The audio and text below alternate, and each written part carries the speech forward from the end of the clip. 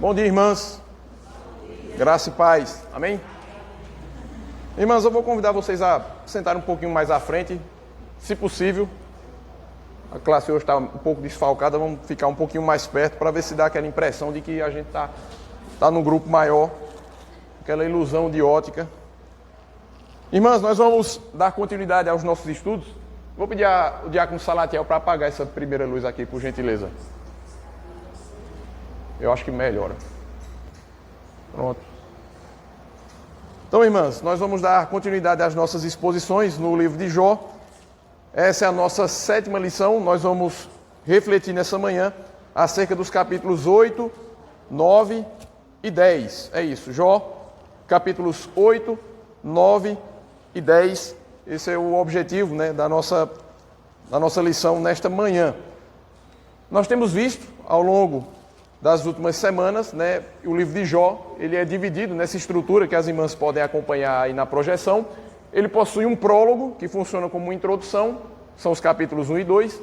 Em seguida, nós temos o lamento de Jó, aquela oração que ele faz após 7 dias em silêncio, junto com seus amigos, diante de toda a tragédia que se abateu sobre sua vida. E a partir do capítulo 4, nós entramos naquela que é a maior das seções do livro de Jó, que é a seção dos diálogos. Nós temos visto, desde a lição anterior, na verdade, desde a passada, nós dividimos essa lição em duas, nós vimos que essa seção dos diálogos, que compreende aí os capítulos 4 até 27, é formada, como o próprio nome sugere, pelos diálogos, pela conversa que se entabulou ali entre Jó e os seus 3 amigos, Elifaz, Bildade e Zofar. Esses diálogos, eles são divididos pelos estudiosos em 3 ciclos. E esses ciclos, eles não são marcados aleatoriamente, Esses ciclos, eles são marcados pela própria estrutura do texto, porque o que nós vemos, irmãs, é que os amigos de Jó, eles se revezam entre si, conversando, debatendo, dialogando ali com Jó. Então, o primeiro ciclo é marcado pelo discurso de Elifaz, ao qual Jó responde, capítulos 4 a 7, que foi a nossa lição anterior. O discurso de Bildade, ao qual Jó vai responder, capítulos 8 e 10. E por fim, o primeiro ciclo, ele se encerra com o discurso de Zofar, ao qual Jó também vai responder. Então isso aí é o compasso que vai marcar cada um desses 3 ciclos. No segundo ciclo vai acontecer a mesma coisa, no terceiro ciclo não vai acontecer a mesma coisa, mas vai acontecer algo parecido, A gente vai ver isso quando chegarmos até lá. Na lição de hoje nós vamos analisar o segundo diálogo do primeiro ciclo, que é a conversa que se formou ali entre Bildade e Jó. Nós vimos na lição anterior, irmãs, que Elifaz, que foi o primeiro deles a falar, nós vimos que ele é o defensor daquilo que nós denominamos teologia da retribuição. Essa era a forma que os antigos enxergavam o relacionamento entre Deus e os homens. Lembrem-se que no tempo de Jó, tempos muito remotos, tempos ali logo após Noé, talvez nos mesmos dias de Abraão ou um pouco antes, nesse período da história da humanidade, não havia muita clareza ainda em relação ao que acontecia depois da morte. Veja, nós hoje como cristãos, nós temos a revelação completa da palavra de Deus, Antigo e Novo Testamentos, a gente sabe o que acontece depois da morte.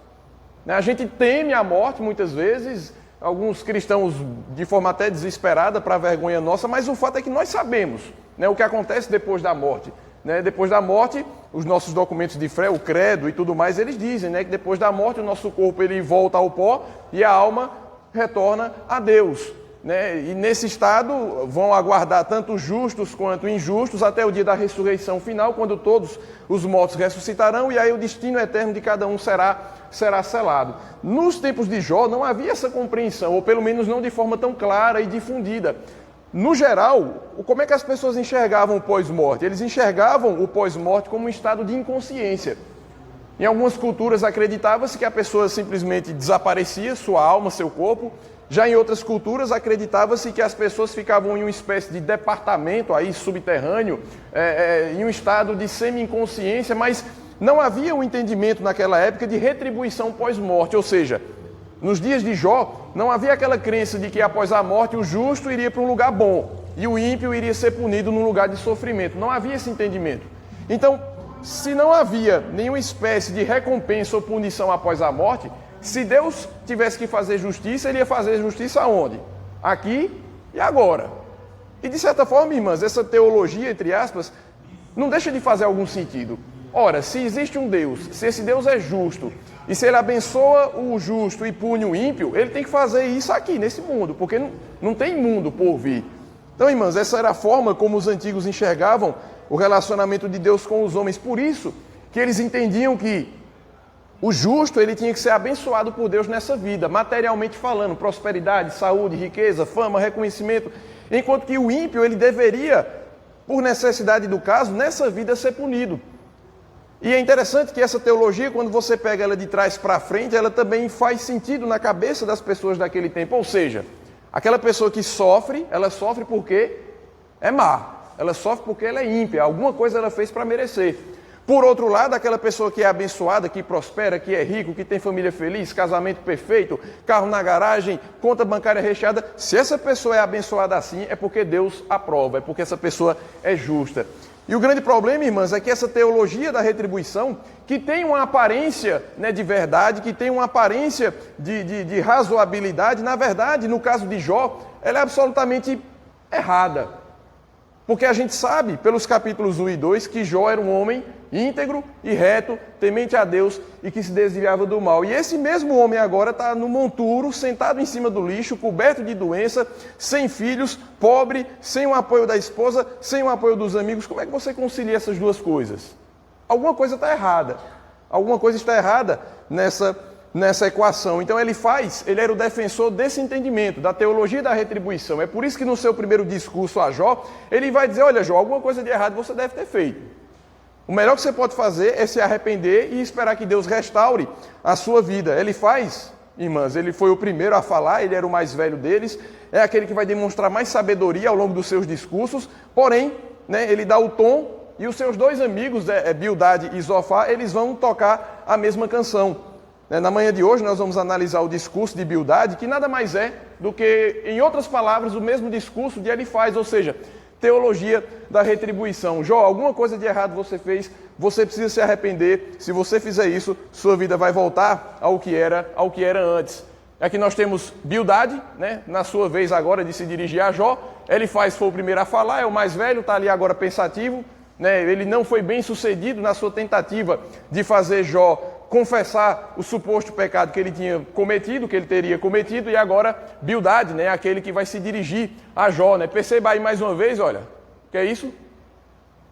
A mão, o dedo, né? O dedo que está acusando. Perceba que sempre a postura dos amigos de Jó é de acusação, né? Não há ali, irmãs, nas palavras de Bildade e também na de Elifaz, mas nas palavras de Bildade ainda mais, não há espaço para misericórdia, não há espaço para graça, são apenas acusações, suposições, né? Ilações daquilo que Jó poderia ter feito e por causa do que ele fez, ele está agora enfrentando o sofrimento. Primeira coisa que nós notamos é que dos amigos de Jó, Bildade, ele era menos gentil do que ele faz. Veja aí Jó capítulo 8, versículo 12, como Bildade inicia o seu discurso. Ele diz assim, Jó capítulo 8, versículo 2. Até quando falarás tais coisas? Né? Lembrem-se, irmãs, que isso aqui é um diálogo. Né? Jó havia acabado de falar no capítulo 7, e Bildade já emenda dizendo, até quando falarás tais coisas? Até quando as palavras da tua boca serão como vento impetuoso? Né? Lembram como Elifaz começou o seu discurso lá no capítulo 4? Né? Ele começa pedindo permissão. Né? Olha, Jó, será que eu posso falar alguma coisa? Será que você não vai se aborrecer? Né? Você tem paciência de me ouvir aqui 5 minutos? Você já percebe que Bildade não. Bildade, ele atravessa o discurso de Jacó e faz isso, irmãs, de forma muito pouco gentil, muito pouco cortês. Até quando falarás tais coisas e até quando as palavras da tua boca serão como vento impetuoso? Bildade, mais do que ele faz, ele se propõe a defender a reputação de Deus. Veja aí, versículo 3. Perverteria Deus o direito, ou perverteria o Todo-Poderoso a justiça? Vocês lembram na lição anterior que, pela lógica dos amigos de Jó, eles tinham apenas duas alternativas. Ou eles defenderiam Jó com prejuízo de Deus, ou eles defenderiam Deus com prejuízo de Jó. E qual foi a alternativa que eles escolheram? Defender Deus às custas de Jó. Os amigos de Jó, defensores dessa teologia da retribuição, chegaram à seguinte conclusão, olha, ou Deus ele é injusto e é mau e cruel e está fazendo isso com Jó, ou então Jó fez alguma coisa de errado, certo? E por ter feito alguma coisa de errado, ele está sendo punido. Então, os amigos de Jó, né, nessa visão binária, né, só podiam enxergar essas duas alternativas. Né? Na retórica, isso é chamado de falso dilema. Você reduz uma situação complexa a duas alternativas e diz, olha, ou uma ou outra. E no caso de Jó, na verdade, nem era uma e nem era outra. Mas eles disseram, não, é isso ou aquilo.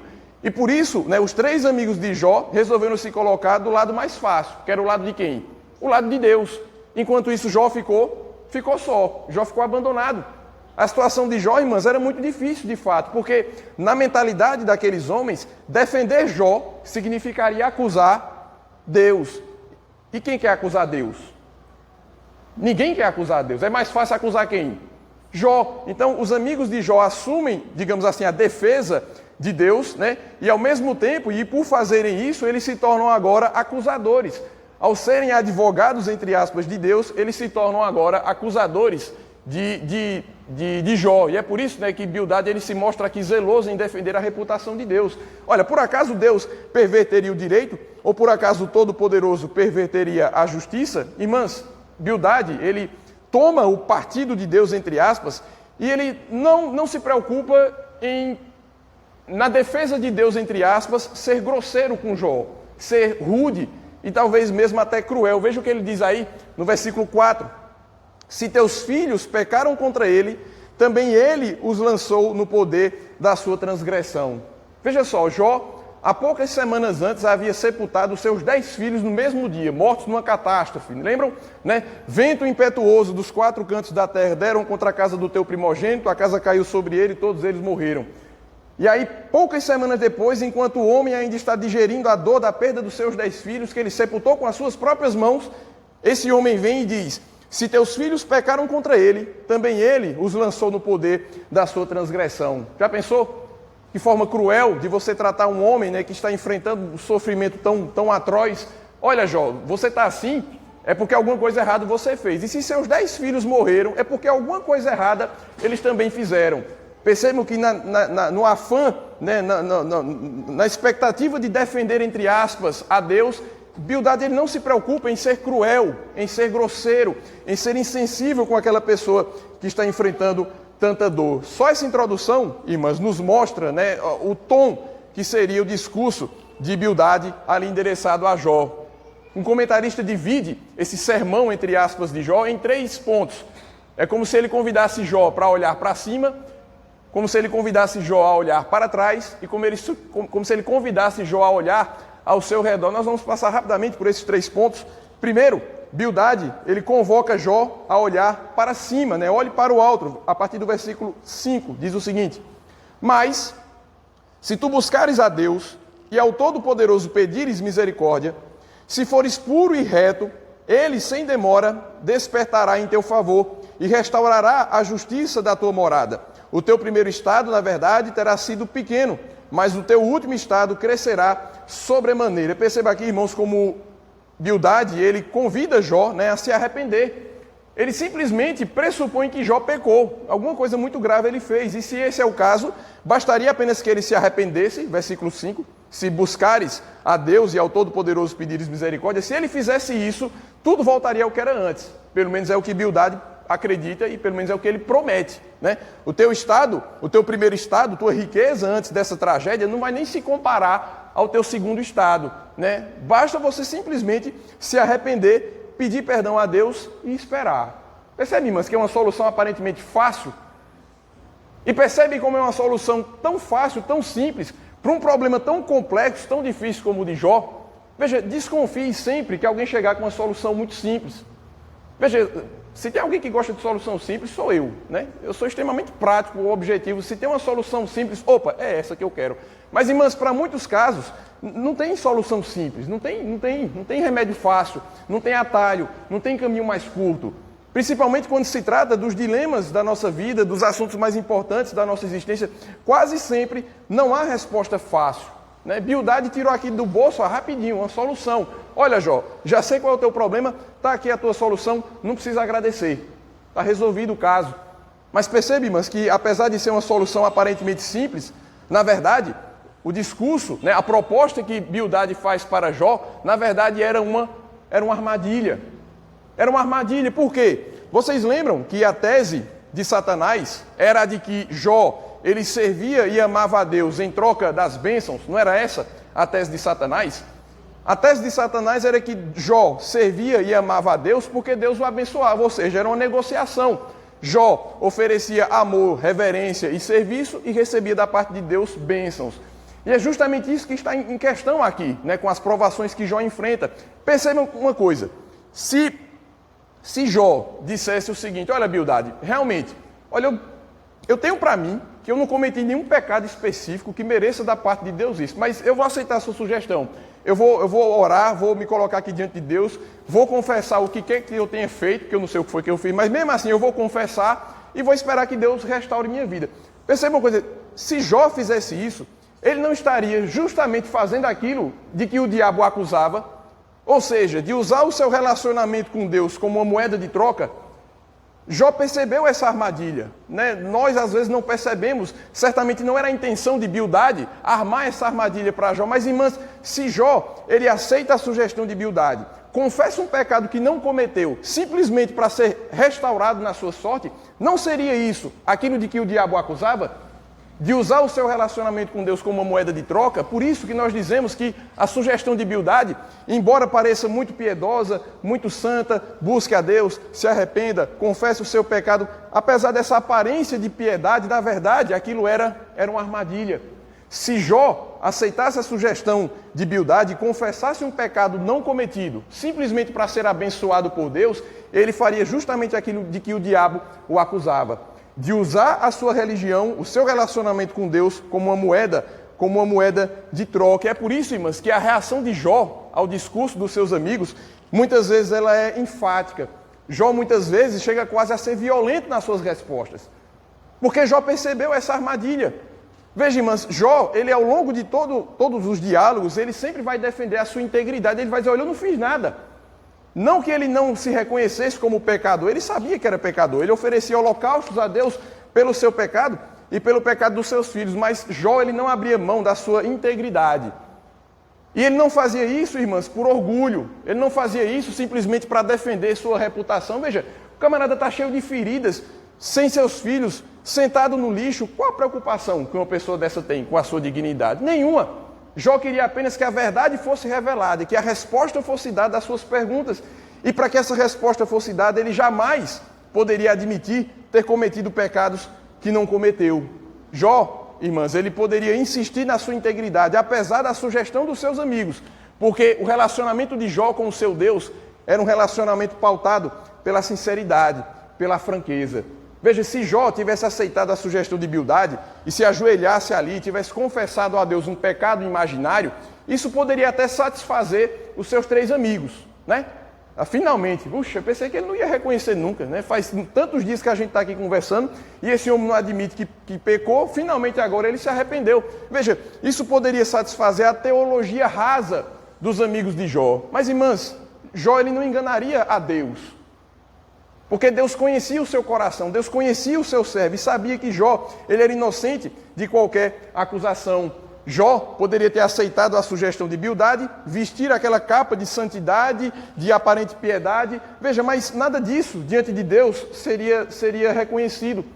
Se Jó confessa pecados que não cometeu para receber a bênção de Deus, aquela confissão, aquela oração seria apenas uma encenação, um fingimento, uma peça de teatro, uma pantomima. Mas a religião de Jó, irmãs, era uma religião sincera. Jó era aquele homem que podia se apresentar em Deus de forma franca. E ele recusa a sugestão do caminho mais fácil, de Bildade, porque ele se recusava a ser artificial perante o seu Deus. A relação de Jó com o Senhor era uma relação sem artificialidades, sem formalismos, sem protocolos. Aqueles protocolos serviriam para satisfazer os amigos de Jó, mas jamais serviria, de fato, para qualquer coisa no seu relacionamento para com Deus. Diz, Jailda.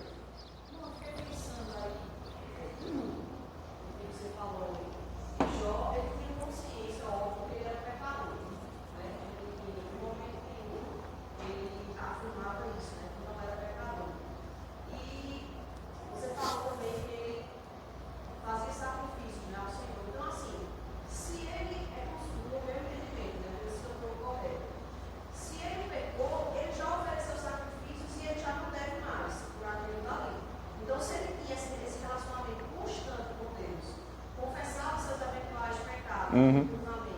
Oferecia sacrifício, fazia o que Deus mandava, então ele não devia. Né? Ou seja, ele não tinha nada oculto. Por quê? Porque o que ele fez ao longo da vida, ele já foi reparando, seguindo a ordem do próprio Deus. Seria isso? Exatamente, era um homem que pela sua piedade, pela sua religiosidade, pelo seu relacionamento franco com Deus, ele se arrependia dos seus pecados cometidos de forma regular, como nós nos arrependemos do nosso.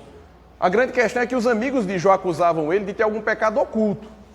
Alguma coisa que ninguém sabia ou que pouquíssimas pessoas sabiam e que Deus o estava punindo por causa desse pecado oculto em específico.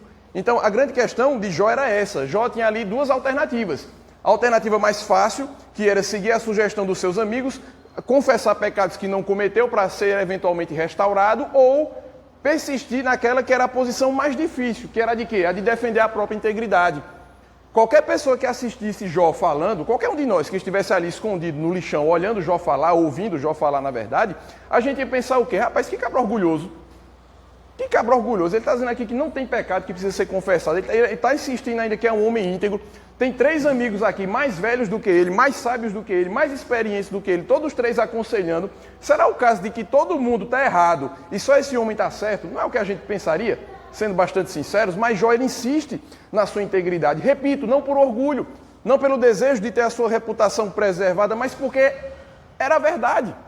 O caminho mais fácil seria confessar o que ele não fez, mas ele não faz. Ele prefere continuar sofrendo, ele prefere continuar lançando suas dúvidas aos 4 ventos, na expectativa de que Deus respondesse. Ele preferiu isso do que, de fato, ir pelo caminho mais fácil, o caminho da falsa religiosidade, o caminho das aparências. Não é, José?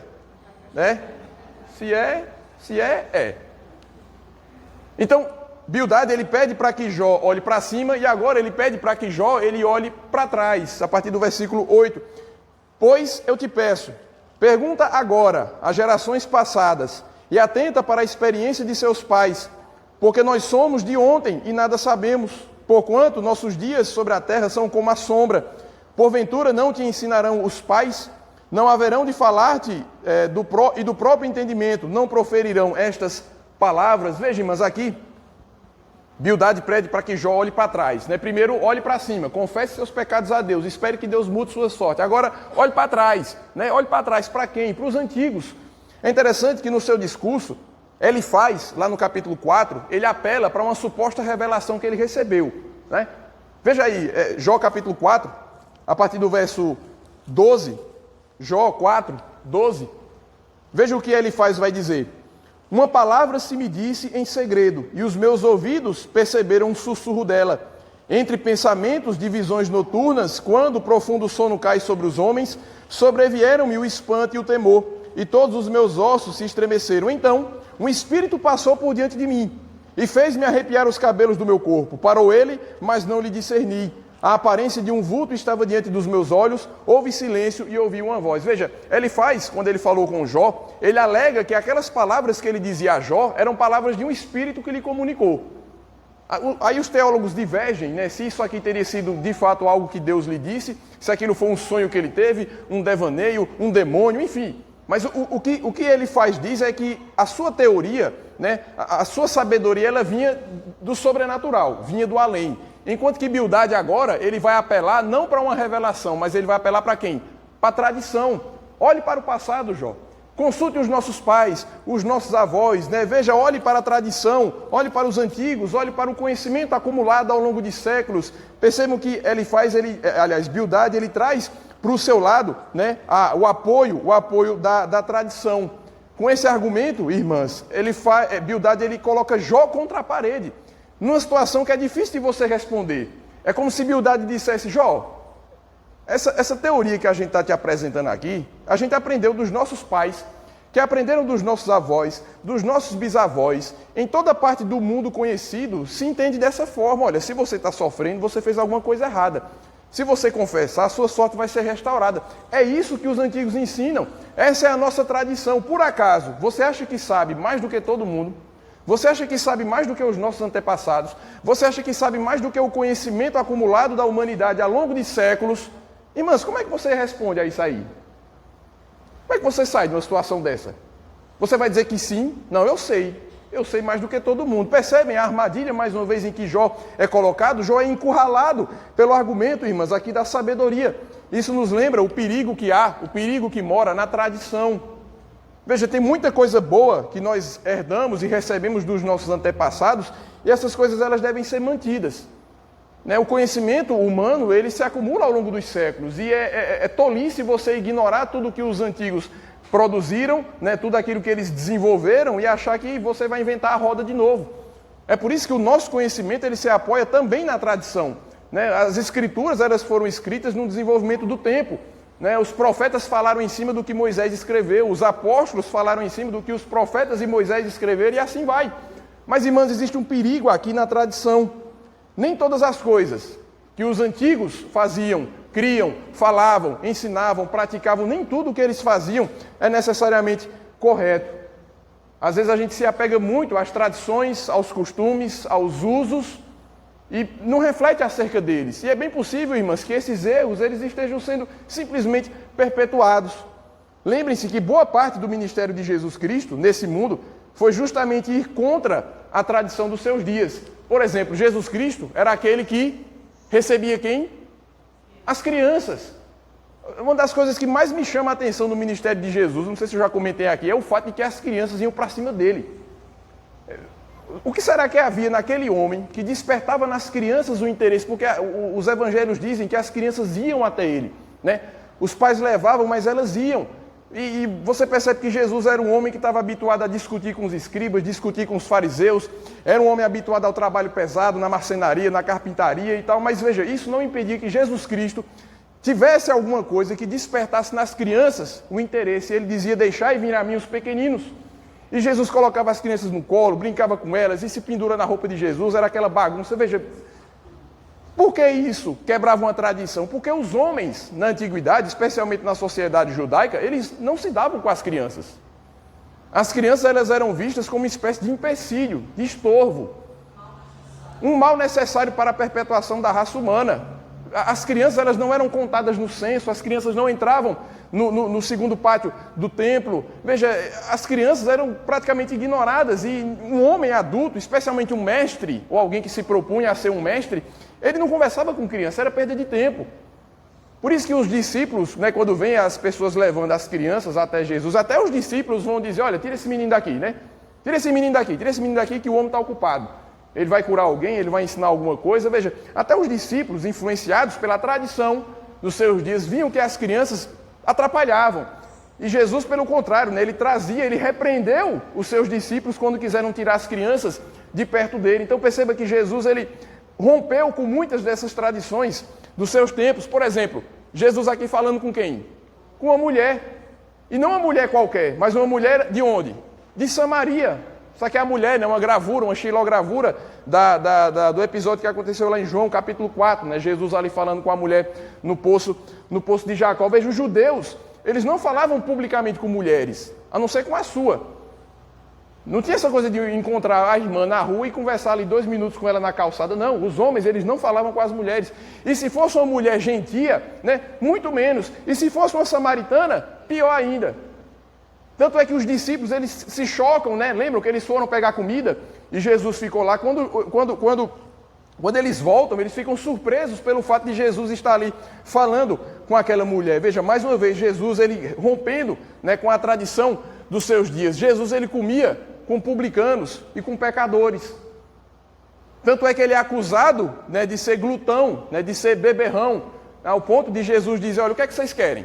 Porque veio João Batista, que não comia nem bebia, e vocês dizem, ele tem um demônio. Aí venho eu, que como e bebo com as pessoas, e vocês dizem que eu sou glutão, que eu sou um bêbado. Por quê? Porque Jesus ele não se furtava ao convívio das pessoas, ele comia na casa de publicanos e pecadores. Percebem, irmãs, em vários momentos, Jesus ele rompendo com as tradições dos seus tempos. Irmãs, Jó, ele não estava disposto a pautar a sua relação com Deus a partir da tradição dos homens. Era isso que Bildade queria. Que Jó simplesmente aceitasse a tradição dos antigos porque ela era dos antigos, porque era tradição. E quem somos nós para rompermos com as ideias dos antigos? Mas Jó, irmãs, ele se recusou a pautar a sua relação com Deus pela tradição dos homens. Jó, ele acreditava num Deus vivo, num Deus atuante, um Deus dinâmico, um Deus que é livre e pode agir da forma como ele bem entender.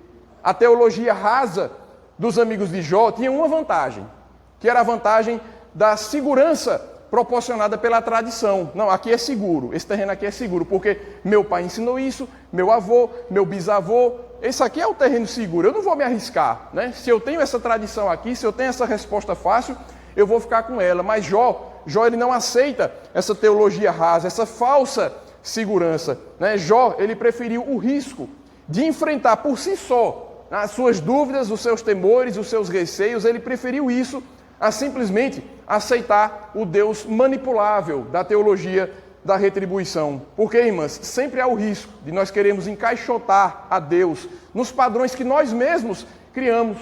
Nós criamos um molde e queremos forçar para que Deus caiba dentro desse molde que nós criamos. Nós queremos engessá-lo nessa forma que a gente estabeleceu. Mas, irmãs, Deus, ele age de forma livre. Deus age de forma soberana. Por caminhos que a nós, muitas vezes, eles são incompreensíveis. Deus, muitas vezes, por exemplo, nos abençoa ao tirar coisas de nós. E muitas vezes Deus nos pune, nos disciplina fazendo o quê? Dando coisas. Deus, muitas vezes, ele ouve as nossas orações e nos dá aquilo que pedimos. Em outras vezes, Deus ouve as nossas orações e diz: a minha graça te basta. Não vou tirar o espinho, não vou dar isso, não vou devolver isso. E com isso, ele quer mostrar que a sua graça é suficiente. Mas Deus, ele age de forma soberana, livre, não de acordo com os nossos padrões. Isaías, capítulo 55, vai dizer que Deus falando, né, que os meus caminhos são maiores do que os vossos caminhos, não é isso? É como se Deus dissesse: olha, eu sei o que eu estou fazendo. Você não sabe o que eu estou fazendo. Você não sabe nem o que você está fazendo. Mas eu sei, os meus caminhos são maiores, os meus caminhos são mais altos, os meus caminhos são os melhores. Por isso que Jó, ele não aceita simplesmente receber a tradição, porque ela não tinha a resposta verdadeira. Jó sabia que aquilo não era verdade. Podia ser antigo, podia ser testado pelo tempo, podia ter a aparência de segurança, mas Jó sabia que no caso dele, pelo menos, nada daquilo era verdadeiro. Ele era inocente, ele não era culpado de nada que fizesse justiça ao sofrimento que ele enfrentava. Em terceiro lugar, Bildade pede que Jó agora olhe ao seu redor, olhe para cima e confesse a Deus. Olhe para trás e veja que eu tenho razão, porque a tradição está do meu lado. E agora, Bildade, ele vai ilustrar todo o seu sermão, né, contando aqui uma história bem enfadonha de plantas que crescem na umidade. Veja só, a partir do verso 11, Jó capítulo 8, verso 11. Pode o papiro crescer sem lodo, ou viça o junco sem água? Aqui são duas plantas da antiguidade que cresciam em locais de umidade, né? Tanto o papiro quanto o junco. Então ele faz aqui uma pergunta retórica, né? Para eles era retórica. A gente nunca viu um papiro, eu pelo menos nunca vi um pé de papiro. Até bem pouco tempo eu nem sabia que era uma planta. Eu nunca vi um pé de junco, então a gente não está habituado. Mas para Jó fazia todo sentido, é uma pergunta retórica. Pode o papiro crescer sem lodo, ou viça o junco sem água? E ele prossegue: estando ainda na sua verdura e ainda não colhidos, todavia, antes de qualquer outra erva, elas se secam. E ele usa essa ilustração, certo, das plantas que precisam de umidade e que sem essa umidade elas secam. Ele toma essa parábola e aplica a Jó, versículo 13. São assim as veredas de todos quantos se esquecem de Deus, e a esperança do ímpio perecerá. Veja, ele está acusando Jó aqui, de forma velada, certo? De forma ali subentendida, ele está acusando Jó de ser alguém que se esqueceu de Deus. Ele está acusando Jó de ser um ímpio. É como se ele dissesse: olha, Jó, assim como o papiro e o junco não secam se tiver água por perto, o homem também, ele não vai ser punido de Deus, a não ser que ele se afaste de Deus. Por isso que ele vai dizer: assim são as veredas de quantos se esquecem de Deus, e a esperança do ímpio perecerá. E nos versículos seguintes ele desenvolve essa mesma ideia: a sua firmeza será frustrada, e a sua confiança é teia de aranha. Encostar-se-á à sua casa e ela não se manterá, agarrar-se-á a ela e ela não ficará em pé. Ele é viçoso perante o sol, os seus renovos irrompem no seu jardim. As suas raízes se entrelaçam num montão de pedras e penetram até as muralhas. Mas, se Deus o arranca do seu lugar, então este o negará, dizendo: nunca te vi. Eis em que deu a sua vida, e do pó brotarão muitos outros. Irmãos, irmãs, uma das coisas que chama a atenção nessa reta final do discurso de Bildade é o fato de que essas palavras de Bildade, elas contêm ali verdades. E essa é uma das coisas que mais dificultam nossa interpretação, né, dos discursos dos amigos de Jó, porque muitas das coisas que eles dizem são aparentemente verdadeiras. Não só são verdadeiras, mas algumas das palavras de Bildade aqui podem ser encontradas em outras partes da Escritura. Ou pelo menos as ideias que elas carregam. Veja só, aqui é um quadro comparando, né, as palavras de Bildade com outras passagens da Bíblia. Veja só. Estando ainda na sua verdura e ainda não colhidos, todavia, antes de qualquer erva se secam. Percebam a semelhança disso com o Salmo 1:4. Os ímpios não são assim, são porém como a palha que o vento dispersa. Em ambos os casos, aqui está se falando acerca do ímpio. Bildade diz que esses ímpios, estando ainda verdes, eles secam, são como a erva seca. O Salmo 1 vai dizer que eles são como a palha que o vento dispersa. Percebem a semelhança das ideias? Então veja, não é que a frase isolada de Bildade está errada, não. O Salmo 1, inspirado por Deus, ele diz basicamente a mesma coisa aqui. Outra, versículo 15, Bildade, mais uma vez, ele diz o seguinte: encostar-se-á à sua casa e ela não se manterá, agarrar-se-á a ela e ela não ficará em pé. Veja a semelhança disso com a parábola do homem insensato e do homem prudente que construiu sua casa. Jesus vai dizer que o homem sábio construiu sua casa sobre a rocha, vieram os ventos, a chuva e a casa permaneceu em pé. Agora, aquele que ouve as palavras e não as pratica é como um homem insensato que construiu a sua casa sobre a areia. E caiu a chuva, transbordaram os rios, sopraram nela os ventos, deram com ímpeto contra a casa e ela desabou, sendo grande a sua ruína. Percebe a semelhança entre as duas ideias? Veja, a ponto de o próprio Jesus Cristo, talvez, quem sabe até baseado, né, nessas palavras de Bildade, não sei, proferir esse discurso. E aí, existem outros exemplos, por exemplo, versículo 16, ele é viçoso perante o sol, e os seus renovos irrompem no seu jardim. Falando sobre o ímpio, no Salmo 97, ainda que os ímpios brotem como a erva, percebem que é a mesma ideia, a mesma ilustração, e assim vai. Versículo 18, mas se Deus o arranca do seu lugar, então este o negará dizendo, nunca te vi. Salmo 73, tu certamente os pões em lugares escorregadios e os fazes cair em destruição. Percebe, irmãos, com esses exemplos, de que o discurso de Bildade, ele carrega uma grande aparência de verdade, né? Ele carrega aquela aparência de que são palavras justas, palavras corretas, palavras piedosas, mas o grande problema, irmãos, é esse. São verdades que são corretas do ponto de vista genérico. São palavras que isoladamente você pode até concordar com elas. Agora, aplicadas ao caso específico de Jó, elas são palavras certas para um problema errado. A grande questão, irmãs, da teologia da retribuição, das palavras de Bildade, é que elas são palavras genericamente verdadeiras, mas que elas são aplicadas de forma totalmente errada. São palavras endereçadas a um ímpio, mas Jó não é um ímpio. Isso nos mostra, irmãs, como é possível você mentir usando verdades. Já parou para notar isso? É possível você mentir dizendo apenas verdades. Basta com que você selecione verdades ou verdades parciais, faça um arranjo entre elas e aplique fora de ordem, aplique num caso errado, aplique de forma isolada. É possível, repito, mentir usando verdades. Digo mais, é possível você mentir sobre Deus falando verdades. Sabe quem é mestre em fazer isso aí? O diabo. Como foi que o diabo tentou Jesus Cristo? Citando, sei lá, versículos do Alcorão, que sequer existia? Será que ele tentou Jesus citando versos de Epimênides, citando versos de Cícero, de Sófocles? Não. O diabo, quando ele foi tentar nosso Senhor Jesus Cristo, ele citou o quê? A Bíblia. Não foi isso? Se tu és o Filho de Deus, não diz lá no Salmo 91 que ele te segurará, enviará anjos ao teu redor para te socorrer? Veja, isso realmente não estava escrito? Mas Jesus aceitou aquelas verdades, né, ditas pelo diabo, mas ditas fora de ordem, fora de lugar, fora de propósito? Não. Nas 3 ocasiões, Jesus é tentado pelo diabo e o diabo utiliza a palavra do próprio Deus. Percebam, irmãs, insisto, que é possível você mentir dizendo apenas verdades. É possível mentir acerca de Deus, utilizando versículos bíblicos. Quer um exemplo bem prático disso? É o famoso Deus é soberano.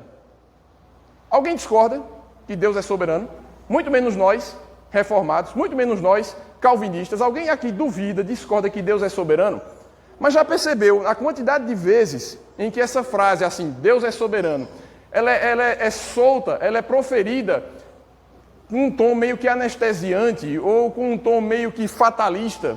Sei lá, aconteceu uma tragédia, você perdeu seu marido, seu pai, seu filho, ou chega alguém e diz, irmã, é assim mesmo, Deus é soberano.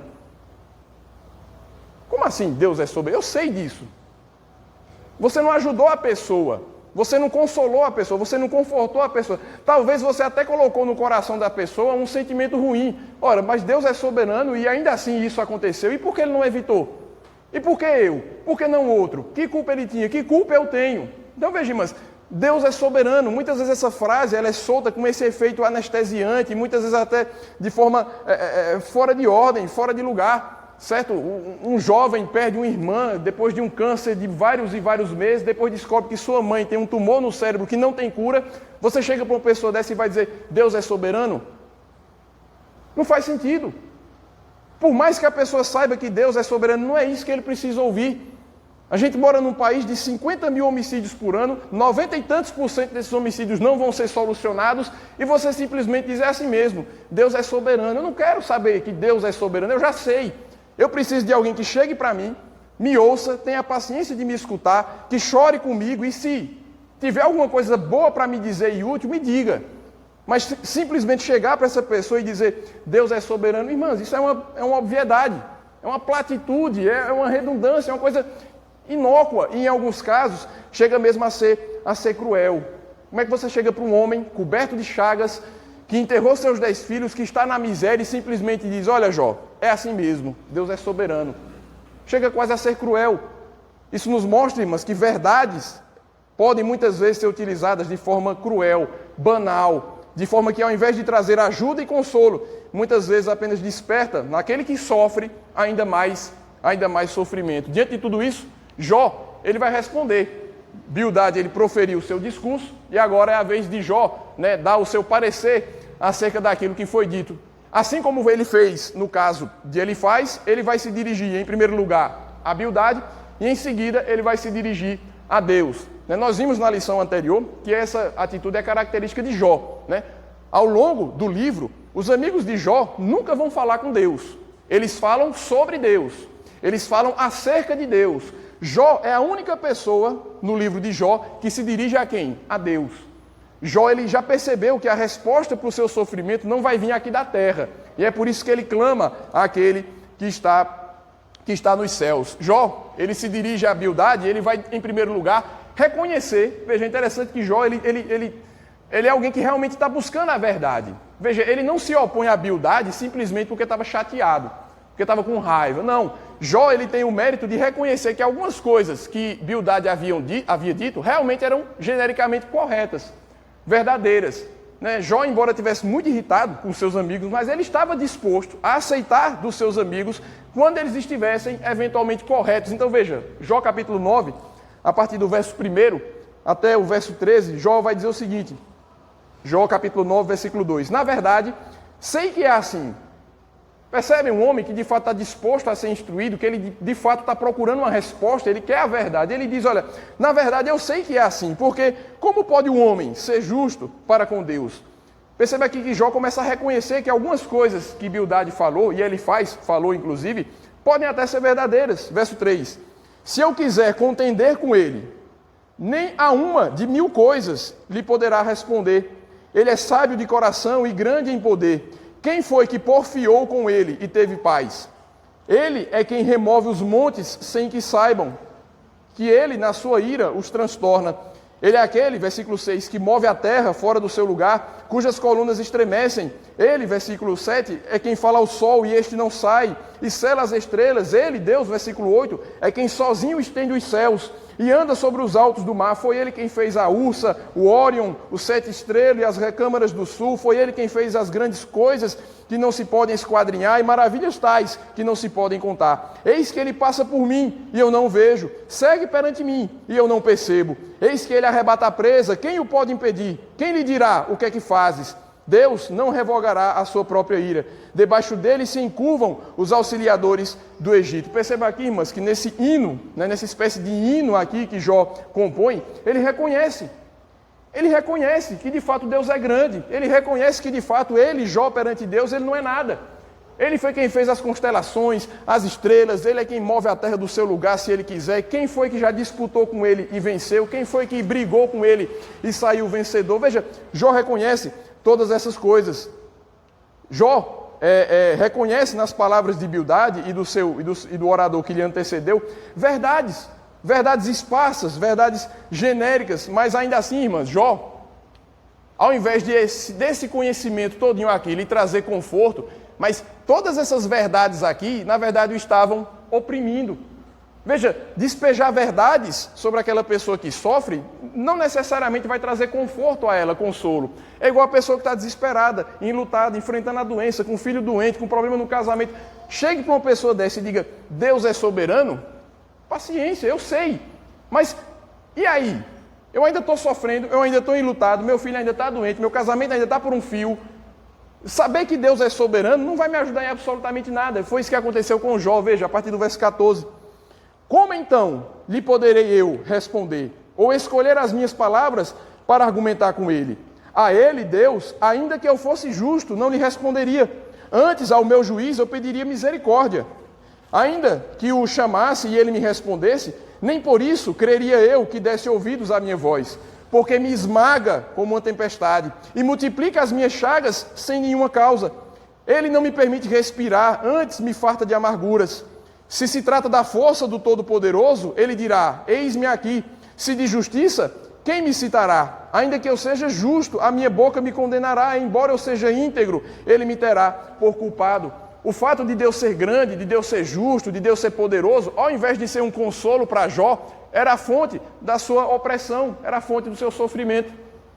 O que mais fazia Jó sofrer, irmãs, não era tanto as perdas que ele teve, a doença que ele contraiu, mas o que mais afligia Jó era esse dilema de um Deus tão bom, tão santo, tão justo, tão reto, fazer um negócio desse comigo. Era isso que oprimia Jó. Saber que Deus era grande e poderoso, ao invés de dar a ele ânimo, na verdade fazia com que ele sofresse, porque se ele era tão grande e tão poderoso, por que não dar um jeito na minha situação? Percebem que verdades, muitas vezes soltas fora de ordem, fora de lugar, na verdade causam mais dor do que qualquer outra coisa. No versículo 21, Jó, ele vai insistir na sua integridade. Versículo 21, eu sou íntegro, não levo em conta a minha alma, não faço caso da minha vida. Jó insiste na sua integridade, apesar de tudo aquilo que os seus amigos diziam. Porém, irmãs, conciliar tudo aquilo era extremamente doloroso para Jó. E é por isso que muitas vezes Jó vai falar verdades misturadas com mentiras. Jó ele vai falar conceitos verdadeiros sobre Deus, mas misturados com enganos. É o que acontece, por exemplo, a partir do verso 22. Veja, irmãs, aqui as palavras de Jó, versículos 22 e 24. Para mim, tudo é o mesmo. Por isso digo, tanto destrói ele o íntegro, quanto o perverso. Se qualquer flagelo mata subitamente, então Deus se rirá do desprezo, do desespero do inocente.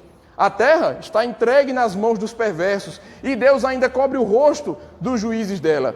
Se não é Ele, Deus, o causador de tudo isso, então quem será? Percebe, irmãos, aqui que Jó ele chega a uma conclusão sombria, uma conclusão trágica, triste, fúnebre. Jó, irmãs, ele chega aqui à conclusão de que não adianta. Ele chega à conclusão de que tanto faz, no final das contas.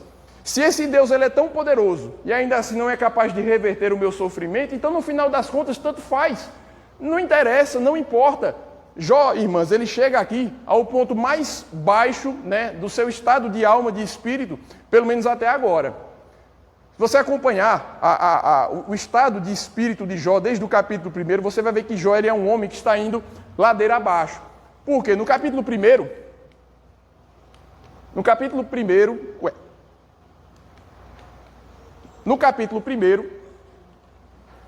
voltou. Qual é a resposta de Jó quando ele ouve, né, as notícias acerca do desastre que envolveu sua casa e sua propriedade? O que é que Jó faz? Ele adora, não é isso? Ele rasga a sua veste, se ajoelha no chão e diz o quê? O Senhor deu, o Senhor tomou, bendito seja o nome do Senhor. A primeira reação de Jó à sua tragédia é a de adoração. A segunda reação de Jó já é uma reação mais fria. Quando Jó se vê cheio de doença, quando ele se vê cheio de feridas, e sua esposa diz, olha Jó, amaldiçoa teu Deus e morre, o que é que Jó diz? Não recebemos dele o bem, por acaso não vamos receber também o mal? Veja, Jó não peca, mas ele também não adora. Percebam, ele primeiro reage com adoração. Em seguida, Jó ele apenas reage com resignação. No capítulo 3, Jó reage como? Com desespero. Pereça o dia em que nasci, maldito seja o dia em que meu pai deitou com a minha mãe, a noite em que se disse foi concebido um homem, malditos os seios que me amamentaram, os joelhos que me ampararam. Veja, Jó ele fala agora em desespero. A reação de Jó, no capítulo 7, é uma reação de queixa. Lembra da oração de Deus, né? Da oração de Jó para Deus, em que ele questiona Deus, ele joga a Deus as suas perguntas, as suas queixas. Veja, é um homem ainda desesperado, mas é um homem que ainda crê que Deus tem respostas para dar a ele.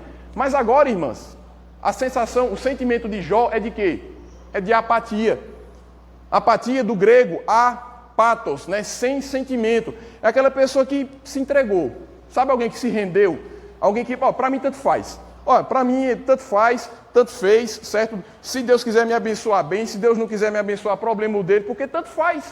Ele trata o justo da mesma forma que trata o ímpio. Ele trata aquele que o teme da mesma forma que aquele que o zomba. Então, não faz sentido, tanto faz. O sentimento de Jó agora é um sentimento de apatia. Irmãs, esse sentimento é o mais perigoso que tem. Uma pessoa desesperada, ela ainda procura alguma solução. Às vezes ela erra na solução, às vezes ela ouve um conselho ruim, certo? Às vezes ela escolhe uma alternativa errada, mas a pessoa que ainda está no desespero, ela está procurando uma solução. A pessoa que se queixa, ela ainda está procurando uma resposta, né?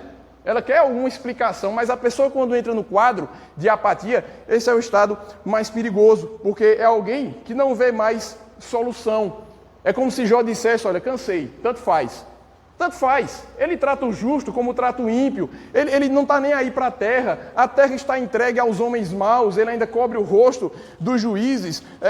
Enfim, não adianta insistir, cansei, não quero mais saber. Deus agora faça o que bem quiser, porque para mim tanto faz. Percebe, irmãs, que ao longo das Escrituras, muitas vezes esse sentimento acompanhou o povo de Deus. Né? Para Jó, tanto faz obedecer a Deus, tanto faz servir a Deus, tanto faz amar a Deus. Veja como Asaf sentiu algo muito parecido lá no Salmo 73. Né? O que é que Asaf disse? Eis que estes são os ímpios, sempre tranquilos, aumentam as suas riquezas, e aí ele olha para si, e qual é a conclusão que ele chega?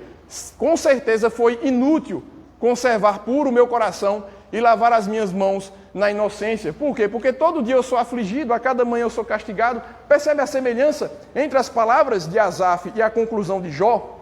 Tanto faz servir a Deus ou não. No meu caso, diz Asaf, foi inútil. Inútil foi conservar as minhas mãos, né, limpas. Os exilados que voltaram da Babilônia e encontraram um país totalmente destruído, chegaram a uma conclusão muito semelhante. Malaquias capítulo 3, eles diziam, é inútil servir a Deus. Não é algo difícil de você dizer? É inútil. Esse Deus, é inútil servir a Ele. De que nos adianta guardar os seus preceitos e andar de luto diante do Senhor dos Exércitos? Nosso país está devastado, não chove, seca, todo mundo passando fome. Melhor é ter ficado na Babilônia desse jeito. A gente veio para aqui esperando que Deus ia restaurar a nossa sorte e nós ficamos como quem sonha, porque Deus restaurou a sorte de Sião. Chega num país arrasado, deserto, seca, fome. É inútil servir a Deus. Irmãs, quem de nós nunca teve reflexão parecida? Nós olhamos para as pessoas aí fora e dizemos, olha, eles é que são felizes. Eles não precisam prestar conta de nada a ninguém, eles vivem suas vidas como bem entendem, dão vazão aos seus sentimentos, aos seus desejos, eles não se preocupam em lutar contra o pecado, eles não estão preocupados em procurar a virtude. Né? Vida é essa.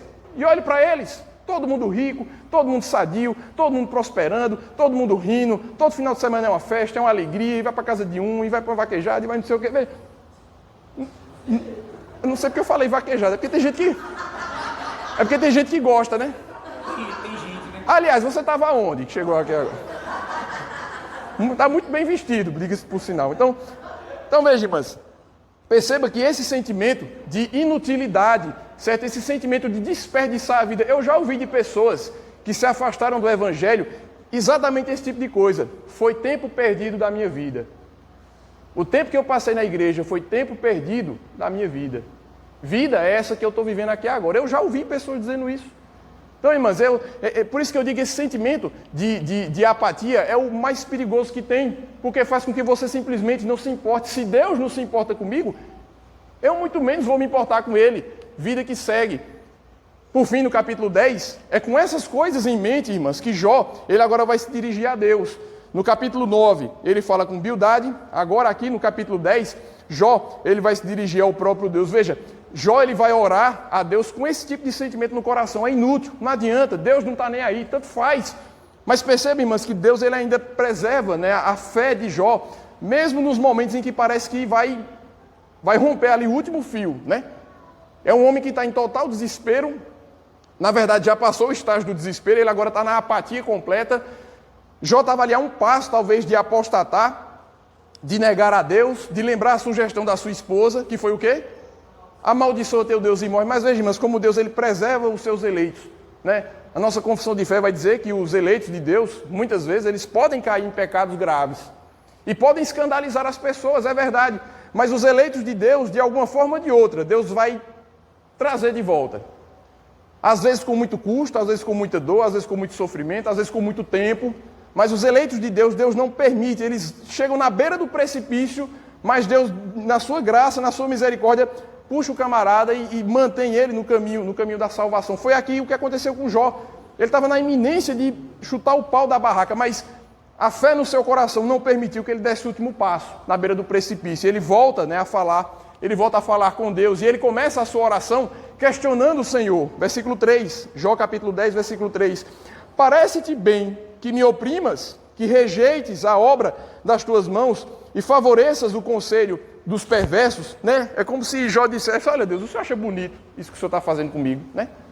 Não é isso que ele diz.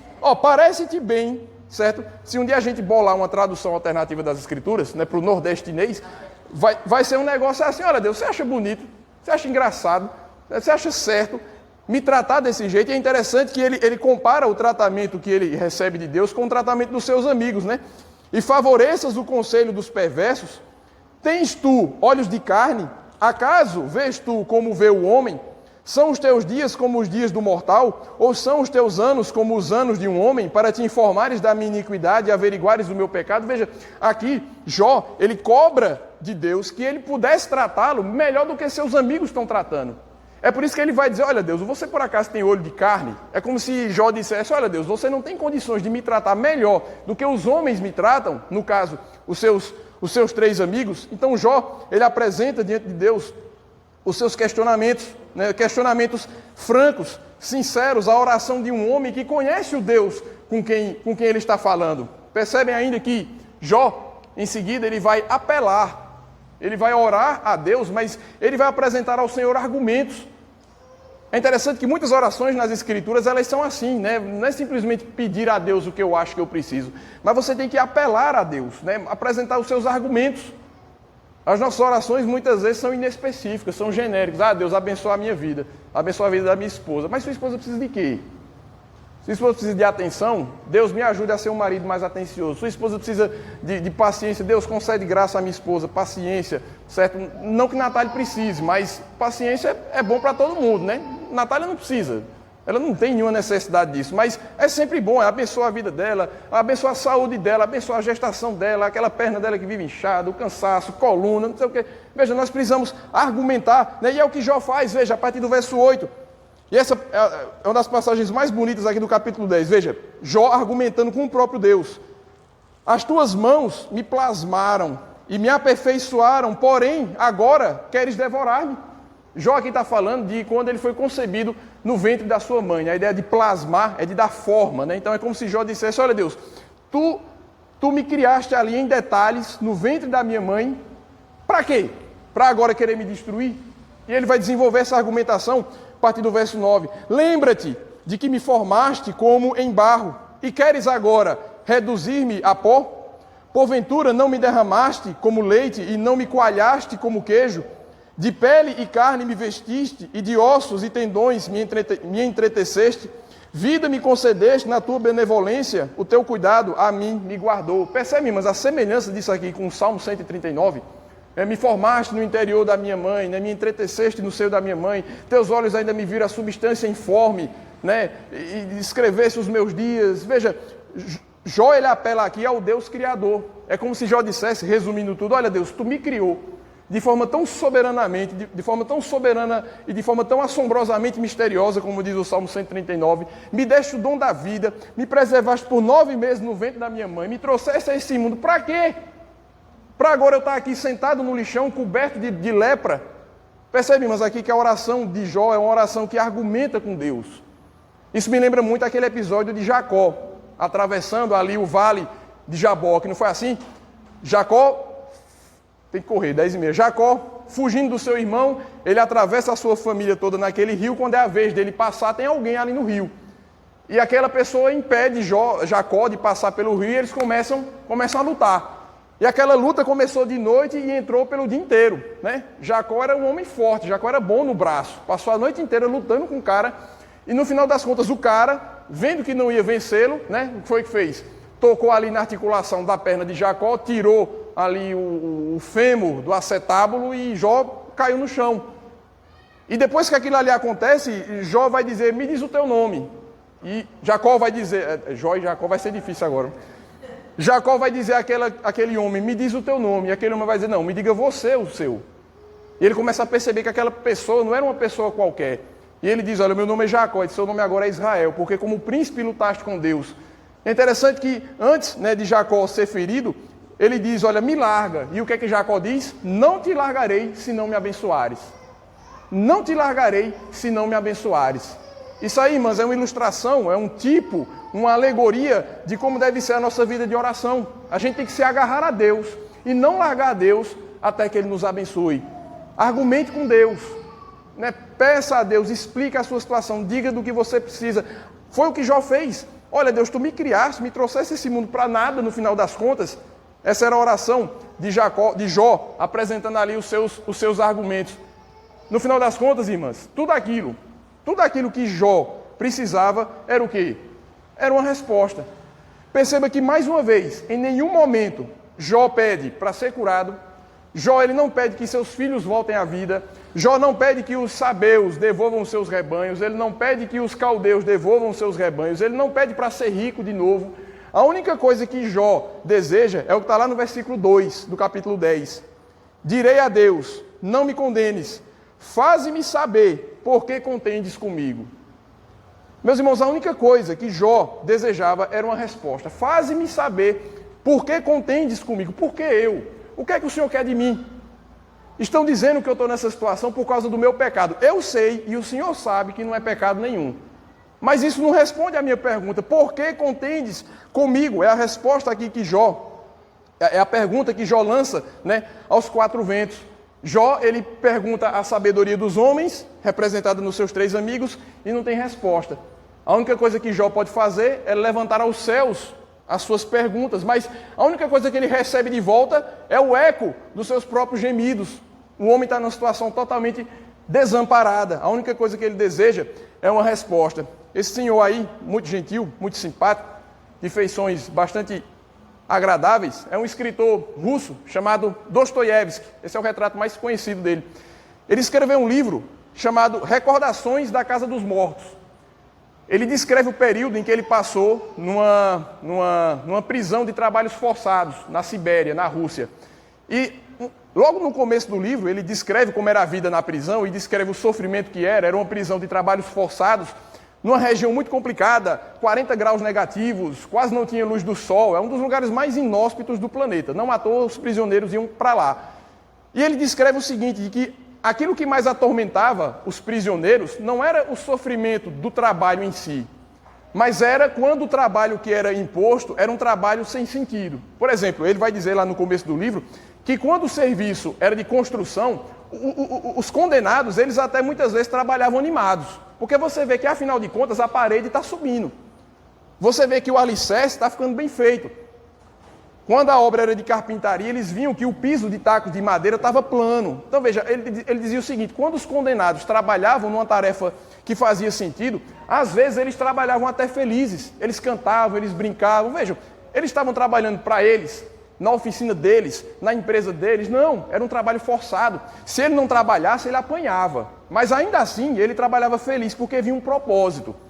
Agora ele dizia o seguinte: quando o trabalho era destituído de utilidade, quando não fazia sentido, o sofrimento era maior. Por exemplo, quando não tinha serviço para fazer, eles mandavam os detentos cavar um buraco aqui, colocar areia lá e depois colocar a areia de volta no buraco que cavou.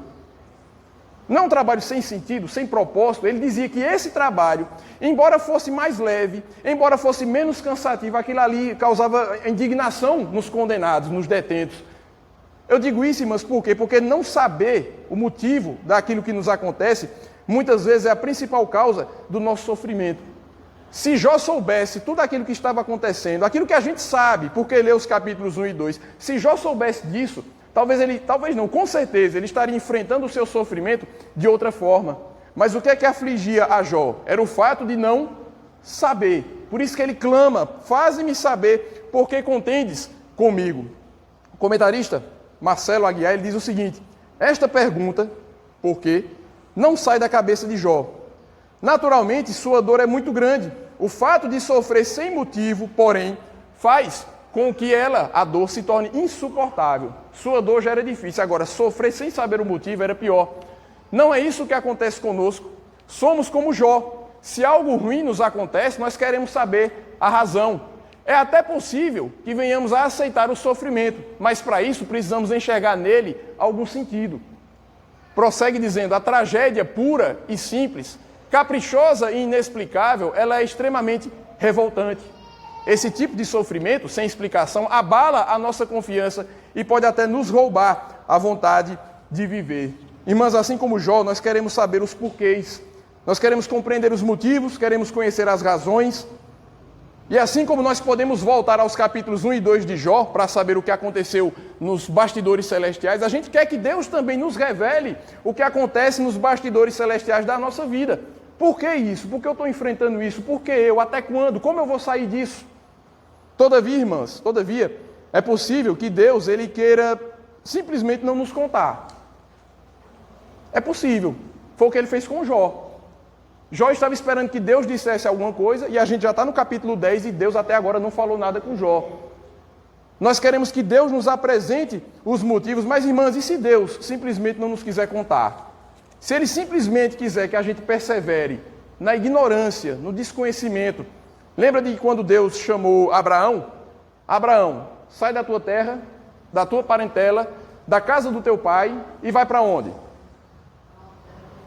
Para uma terra que eu te mostrarei. Certo, Deus, mas onde é que fica? Manda aí as coordenadas, né? Manda aí a localização. Vou colocar aqui no Waze. Não, você vai para uma terra que eu vou te dizer onde é. Mas e eu começo por onde? Apenas vá. Veja, já pensou um chamado desse? Ó, deixa tudo e vai. Vou para onde? Vá. Mas como é que eu vou saber? Vá. Foi o que ele fez com Abraão. Abraão não sabia o itinerário, não sabia por onde começar, não sabia que rumo tomar. Deus colocou Abraão numa situação em que ele deveria confiar que Deus sabia o que estava fazendo e pronto. Muitas vezes, irmãs, nós somos chamados para encarar a jornada cristã dessa forma. Uma viagem que você não sabe quanto tempo vai levar, quais as paradas que você vai fazer, por onde vai passar, se a estrada está boa, se não está, se tem pedágio, se não tem. Você simplesmente tem que confiar de que o Deus que traçou essa rota aí, Ele sabe o que está fazendo. Né? Para encerrar, esse slide aí representa a empreitada que é fazer uma viagem de família. Aí está aqui todo mundo no carro, eu acho que está todo mundo, tá. Mala, bagagem, tudo. Toda vez que a gente viaja, eu fico pensando na tranquilidade, na vida boa que a criança tem. Porque veja, as crianças, elas não precisam se preocupar quantos quilômetros são, quantas paradas a gente vai fazer. Não se preocupa se tem pedágio, se não tem, se a estrada tem buraco. Não precisa se preocupar se os pneus do carro estão calibrados, se o step está calibrado, certo? Se a revisão está em dia. Veja, ela não se preocupa com nada disso. Elas simplesmente entram no carro, alegria, vamos lá, vamos viajar, não sei o quê. Por quê? Porque as crianças, elas confiam. Elas confiam que eu sei o que eu estou fazendo. Eu não sei se elas deviam confiar tanto assim, mas elas confiam que eu sei o que eu estou fazendo, que eu sei dirigir, que eu sei chegar, que o carro está pronto, que as roupas estão nas malas. Veja, as crianças, elas vão de coração livre, de peito aberto, porque elas confiam. Elas confiam que a pessoa que está aqui dirigindo sabe o que está fazendo. E nós somos chamados, irmãs, a ter esse tipo de fé. Veja, Deus ele não tem a obrigação de nos dar o roteiro, Deus não tem a obrigação de nos dar os detalhes, para onde a gente vai, como é que está o clima, se está chovendo, se não está, se a pista está boa. Não. Deus simplesmente quer que a gente faça o quê? Confie. Ele, Deus, né, Ele sabe o que está fazendo. Nós não sabemos, talvez jamais saibamos e não precisamos saber no final das contas. Quando Deus nos conta, nos revela, beleza, glória a Deus, grande dia. Mas e se Ele não fizer? O que a gente tem que fazer é perseverar, é confiar que Ele sabe o que está fazendo. Alguém quer falar alguma coisa? Não? Então, às 10h40, quase que em ponto, nós encerramos. Deus nos abençoe. 41, né? Boa, olha, quase. Bicho, eu tenho agonia com esse bagageiro em cima. Medinho. Por isso que eu boto aquelas fitas ali, eu não confio nele não. Ah, ele é preso, no caso. Ele é preso, ele fica preso no rack ali. Mas ainda assim eu boto as fitas, porque eu não...